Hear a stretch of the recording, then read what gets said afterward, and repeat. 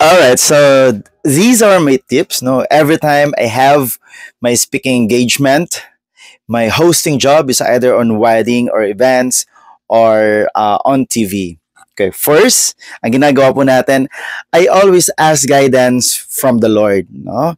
Kasi siya lang po yung mapagbigay sa atin ng tamang direksyon.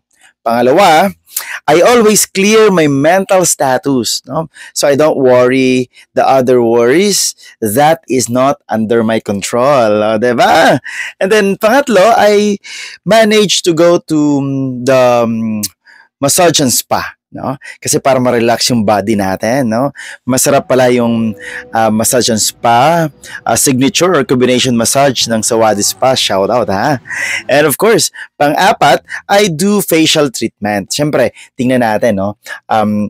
Ating kaharap yung mga tao, no? We are the apple of the eye when we are speaking in front of the people. Siyempre, dapat prepare yung skin natin, no? Shout out to Salaver Clinics, no? Doc Marion, thank you so much.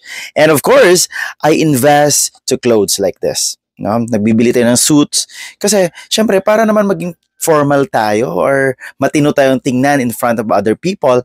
And syempre, dapat yung suits natin depende sa brand natin. So ito po yung brand natin. And syempre, I study the script, no? Ginagawa natin yan and the flow of the program para pagdating sa event, hindi tayo nganga.